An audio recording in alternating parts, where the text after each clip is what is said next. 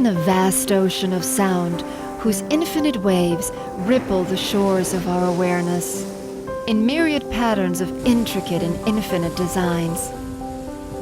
Those same massive forces which turn the tides, stirring the mysterious depths where light so seldom penetrates, permeate our psyche, our bodies, to the very core of our being. Indeed, every aspect of nature pulsates in an endless interplay of delicate and immeasurably complex vibrations of which we are almost entirely unaware.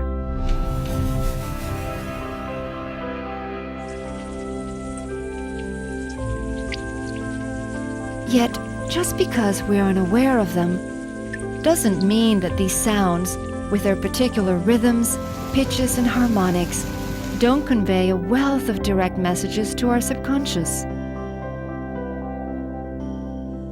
All vibrations, from the most subtle to the most obvious, have specific emotional and physical effects upon us, as well as effects which are still largely unknown. We know how much influence the soundtrack of a movie has on our feelings. All right, stand by.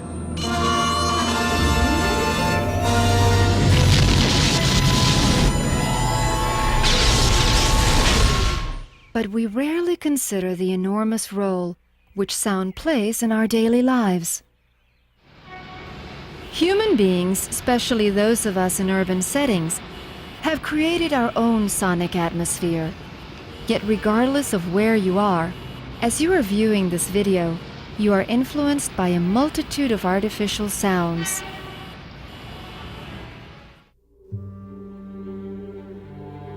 From an esoteric point of view, sound is the cause and origin of the universe. As Gnostic master Samael says, Prana is the great breath. Prana is the cosmic Christ. Prana is the life that beats in each atom as it beats in each sun. Because of prana, the fire burns, the water flows, and the wind blows. The sun exists on account of prana. Our life is prana. Nothing in the universe could exist without prana. The most insignificant insect could not be born. The most delicate flower could not bud. Prana is universal energy. Prana is vibration, and vibration is sound. the Vedic tradition calls it Nada Brahma, sound creator.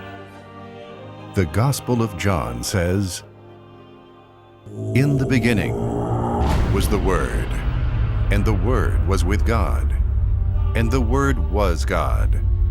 Through him all things were made. Without him nothing was made that has been made." There, in the absolute abstract space, the first manifestation of our Creator was vibration, nada or sound, and the second was Chatananda, light or visibility, which is merely a state of the same vibration. Together they are both part of the law of cause and effect. That the word or vibration creates and that the word in and of itself is the basis for matter should not be strange to us. Einstein's theory of relativity tells us that energy equals the mass or matter multiplied by the square root of the speed of light. This explains that the difference between matter and energy lies in its state of vibration, the speed of its oscillations. In other words, Einstein proved mathematically that sound in and of itself is the basis of matter. Furthermore, speaking of the unified field, or the law of everything, he came to the conclusion that everything is in motion. A glimmering array in which nature creates geometric forms by means of vibration can be seen in Chladni's sound plate. It is a bronze plate mounted over a rigid support, in which sand is scattered on top of the plate.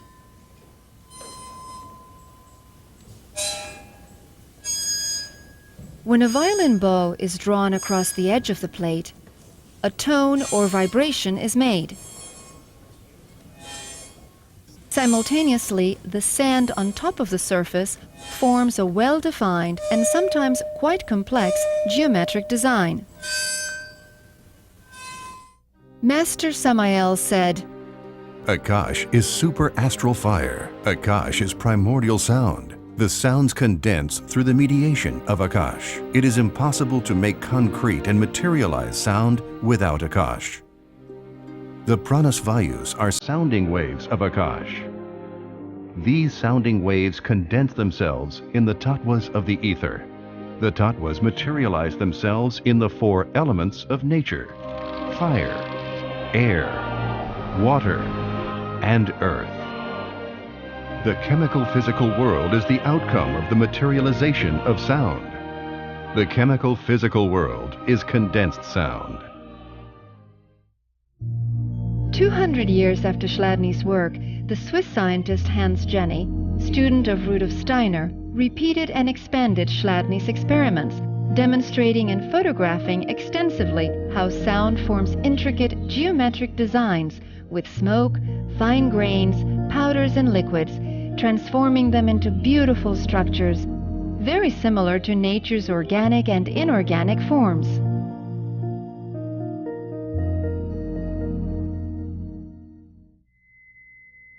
Let us see how vibration shapes the sand in this bronze plate.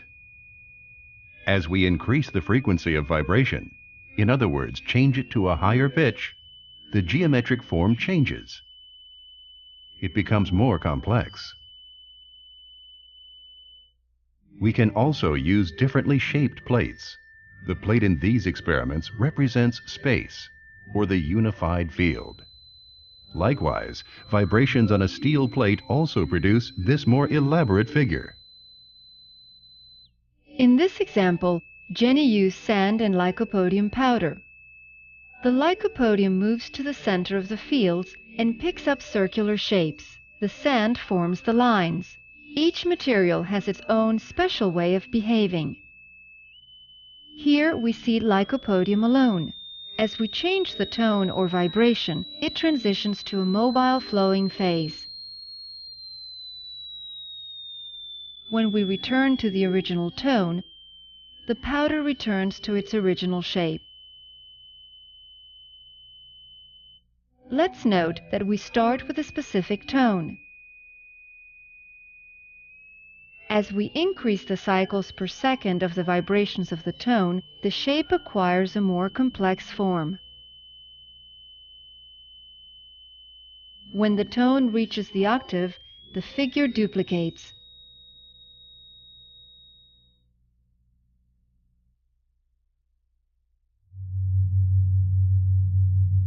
In this example with lycopodium powder, we can see how the material rises in the middle and is transported to the periphery.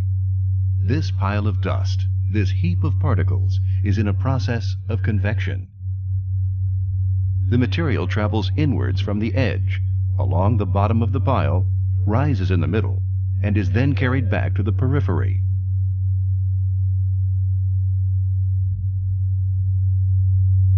Even if the intensity or volume of the vibration changes, there is still a whole system of radial circulation. At certain frequencies or with certain tones, an extraordinarily interesting phenomenon is seen. Watch. We see two regularly and continuously rotating areas at either end of the diameter, going round and round like weather clocks. This is the expression of rotating wave motion. We can see that they are rotating in an anti-clockwise direction. We now switch to a different frequency and produce the same phenomenon, but this time in a clockwise direction.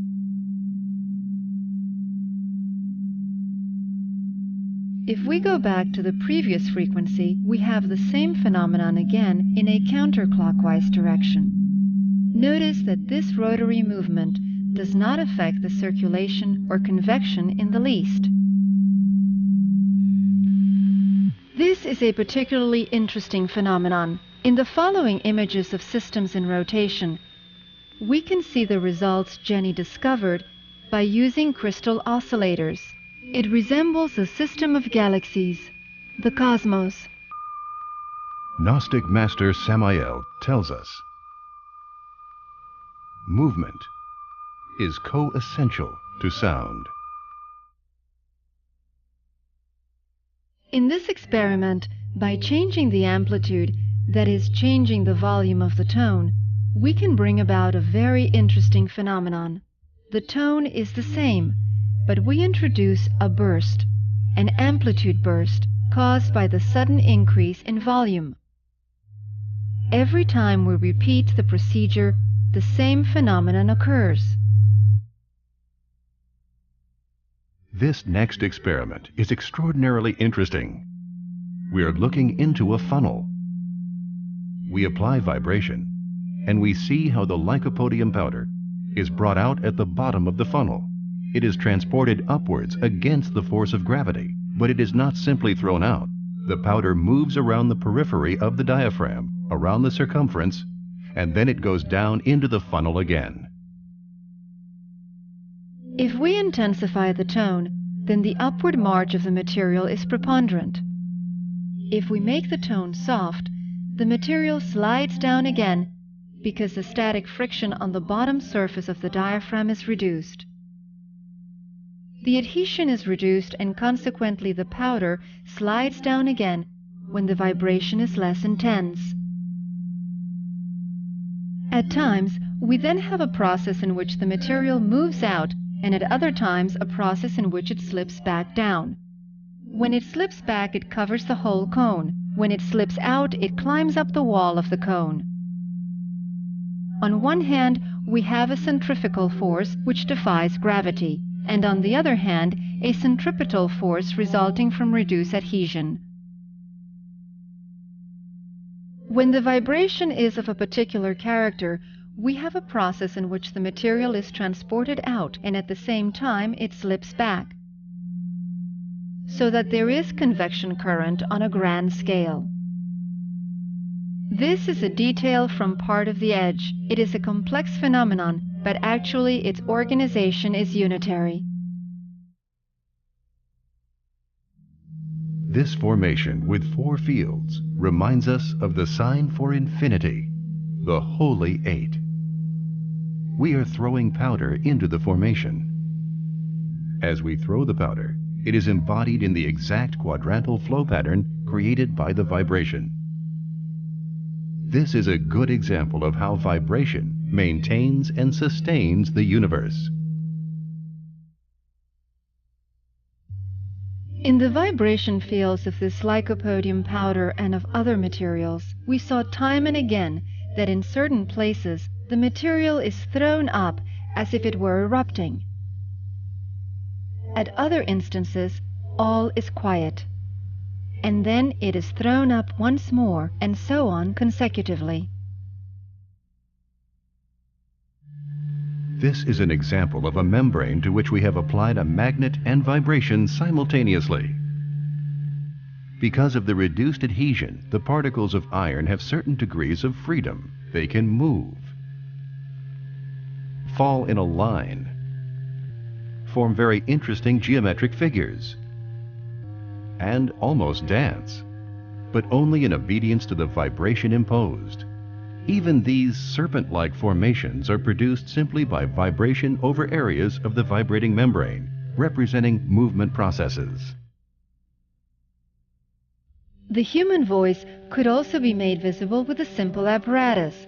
The various vowels show typical characteristics depending on the nature of their sound. We can see the spectrum, as it were, of the sound. A sequence of some notes comes out as a sequence of vibrating patterns.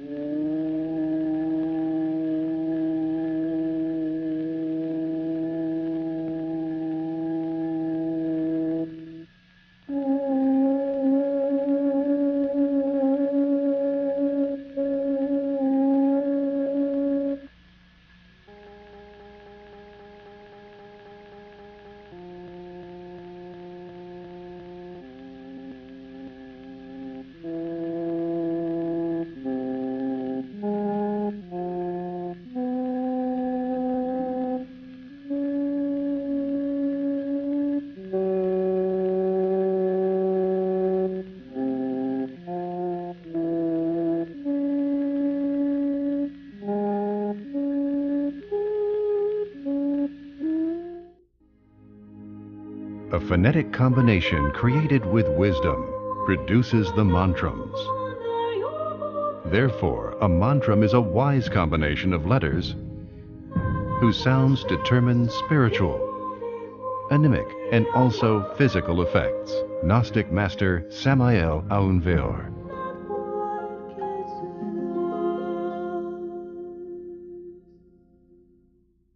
Music can also be made visible. The same membrane that emits the music can also make its vibrating process visible through the medium of fluid. Here we have the last 89 bars of the first movement of Mozart's Jupiter Symphony. We can see Mozart while we hear it. Notice that every time the music repeats the same phrase, the geometric pattern repeats as well.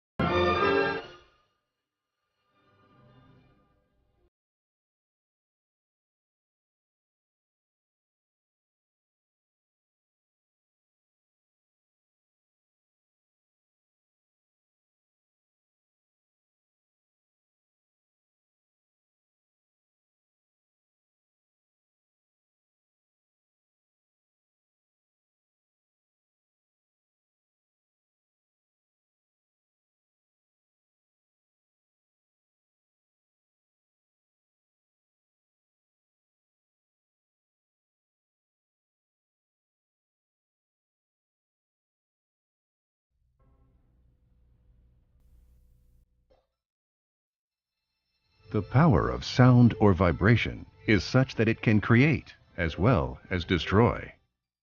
The Japanese scientist Masaru Emoto, by way of photographing frozen water droplets, has studied the crystal formations or molecular structure of water and how these are affected by the vibrational influences of the medium. In his book, The Message from Water, he published the results of his experiments. Let's see some of them. These photos of frozen water droplets proceeding from two different sources will serve to illustrate the destruction that can be produced by a vibration that's inharmonic or dissonant. The first is pure spring water, and the second is water from Japan's Yodo River, which has a high pollution level. Let's notice the big difference between the two. Notice the structural or molecular deformation caused by the pollution. In another experiment, Emoto placed bottles of distilled water between two speakers, subjecting them to 24 hours of continuous music. One bottle was subjected to Beethoven's Pastoral, while the other to heavy metal rock. Clearly we can see the power of music and sound, and we can see the effect caused by dissonant music. These photos are clear proof of how sound, a person's vibratory energy, thoughts, written words, spoken words, ideas and music not only affect us psychically and emotionally, but also can alter our molecular structure. Let's remember that, like our planet, our body is composed of 80% liquids. The second photograph could easily represent a cell in our body. That's why it's important to carefully select the impressions we emit and receive. The next images show us another of Emoto's experiment. This time, he wrote the name of two famous people in a piece of paper and attached them to bottles containing distilled water in a way that the letters faced the water. After 24 hours of exposure, he froze and studied the drops of water from each bottle. Gnostic Master Samael has told us so much about the power of words, whether spoken, written, or just as a mere thought. In every word, there's an internal and an external value. The essence or principal substance of the word is precisely its internal value. The internal element of the word cannot be found inside our tridimensional space. We need to find the internal element of the word in the superior space, the fourth dimension, with dimensions superior to ours. Our space appears before us only as a part of the total space. That's how we conclude that we do not know all of the space. The only thing we know is that small portion that can be measured in terms of longitude, latitude, and height. The internal element of the word is processed geometrically at the superior dimensions of space. Gnostic Master Samael Aun Weor, the universal sound. In these photographs, we can see another proof of the internal value of words. Emoto wrote the word wisdom in 3 different languages: Japanese, English, and German. Notice how the 3 crystal formations are almost identical.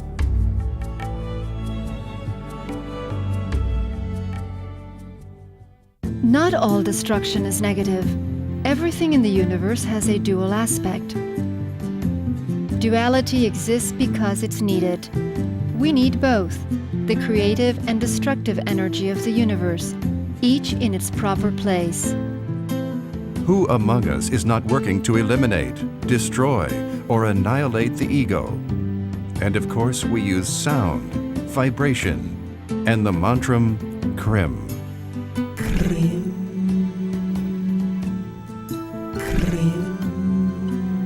Sound disintegrates the ego because the mantra in and of itself harmoniously integrates all of nature's forces and energy.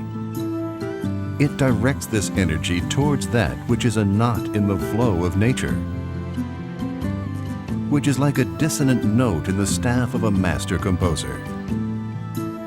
The out-of-tune instrument that affects and disrupts the orchestra of intelligent and self-conscious principles that is our being. Carlos Guevara. Sound created the universe, therefore everything in it can be altered or affected by that same force that created it.